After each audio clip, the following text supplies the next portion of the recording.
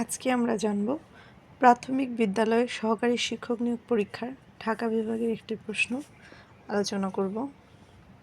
প্রথম প্রশ্ন, সঞ্চিতা কোন কবির কাব্য সংকলন? সঞ্চিতা এটি কোন কবির কাব্য সংকলন? ব্যাখ্যায় বলা হয়েছে সঞ্চিতা কাজী নজরুল ইসলামের কাব্য সংকলন, কিন্তু সঞ্চয়িতা রবীন্দ্রনাথ ঠাকুরের কাব্য সংকলন। তাহলে সঠিক উত্তর কাজী নজরুল ইসলাম।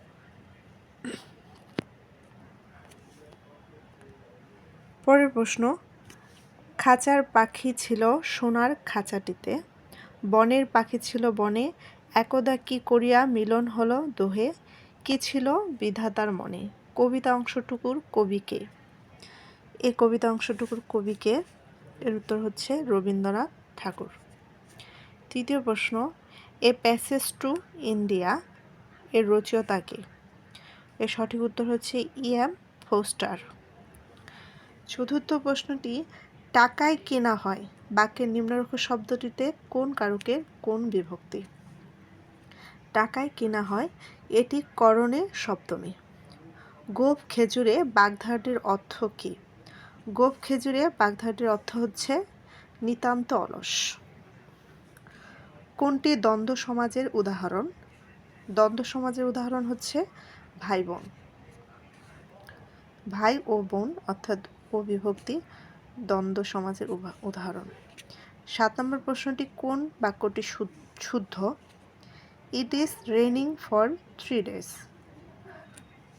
ইট has been raining for 3 days এটি হচ্ছে শুদ্ধ। ব্যাখ্যায় বলা হচ্ছে বর্তমানকালে কোনো কাজ বা ঘটনা দীর্ঘ সময় ধরে চলছে, এরূপ বোঝাতে প্রেজেন্ট পারফেক্ট কন্টিনিউয়াস টেন্স হয়। কোনো কাজ বা ঘটনা দীর্ঘ সময় ধরে চলছে এরূপ যখনই বোঝাবে তখন এটি প্রেজেন্ট পারফেক্ট কন্টিনিউয়াস টেন্সের হবে। It has been raining for 3 days। 8 নম্বর প্রশ্নটি, দাও কাউ গিভ আস মিল্ক বাক্যটিতে প্যাসিভ ফর্ম হবে the milk is given to us by the cow. Milk is given to us by the cow.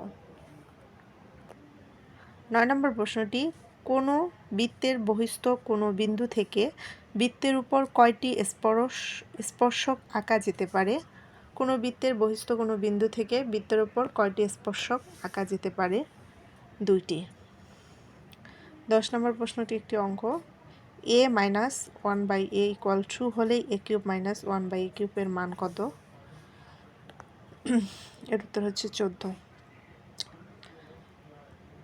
11 নম্বর প্রশ্ন, 5 সন্তানের বয়সের গড় 7 বছর এবং পিতাসহ তাদের বয়সের গড় 13 বছর। পিতার বয়স কত?